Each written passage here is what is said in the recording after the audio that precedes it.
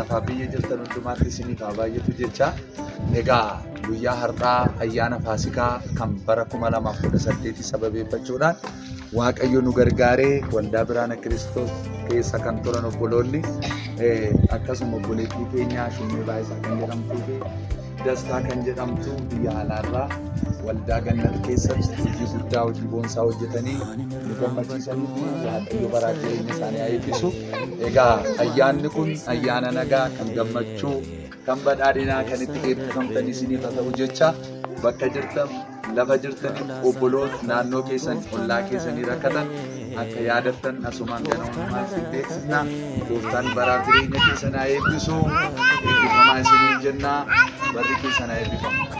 Ani marraanfadhu waanan keessa darbee, waanan keessa darbee, waanan keessa darbee. Xiyya saafaa kaatu gooftaan narraa qabee, gooftaan narraa qabee, gooftaan narraa qabee.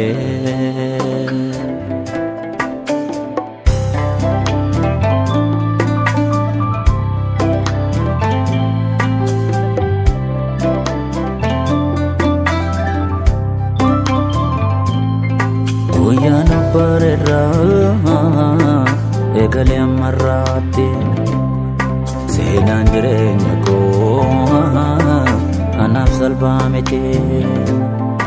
Waatin nurraan jedhaa xumuruu baattu yoo baaseen himaa malee jal jechuun wayyuu bu'aa bahee cimaa garuu tanni bamne oolaa kee keessaa ijaan hin argamne dhokkataa mul'ata gufuu karaa korraa meeqa darbee dhufee raga barreessera maqaa Yesuusiin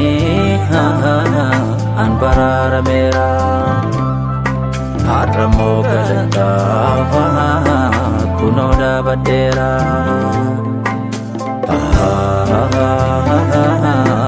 Ani gooftaa kootiin gargaarameen jira.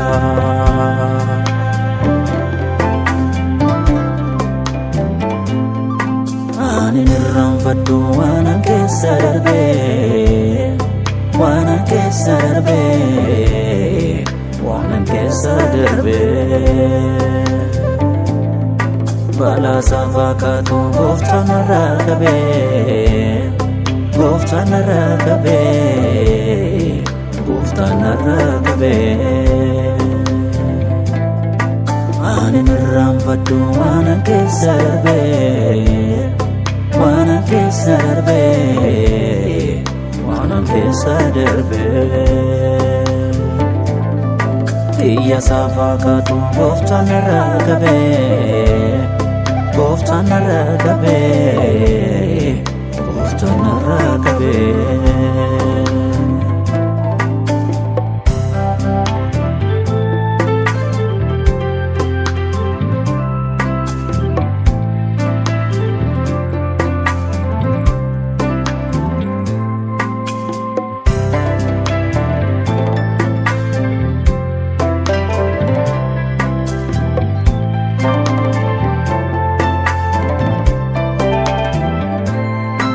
Yeroon sun hamtuudha yeroo qormaataati qofummaan yartuudha baay'ee nama miti.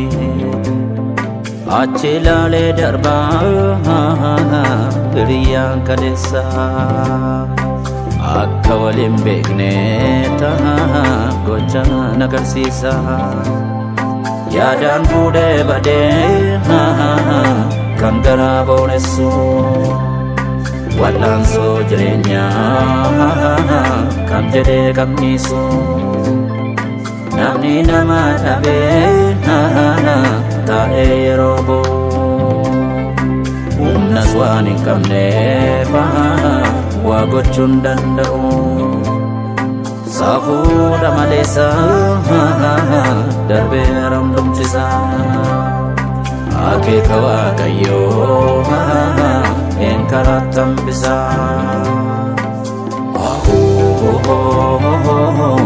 Gooftaan ni jabeessisa nama boqochiisa.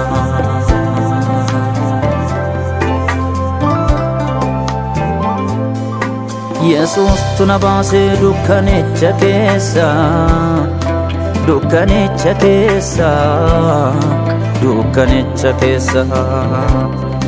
Beenyaa naaf kaffalee har'ammoo nan faarsa, Yesuusee nan faarsa, Yesuusee nan faarsa.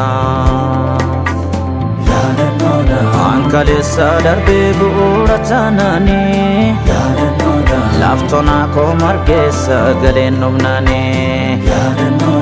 Urgufadheen darbee nyaataa koomee jalaa, kan obsaan dhaabatee boojuun badeen galaa. Kan kaleessa darbee bu'uura taanaanii, laftonaa koo margeera ati dubbannaanii. Hidhiitadheen darbee nyaataa koomee jalaa, namnu an fedhaa jedhu naafsi walii galaa.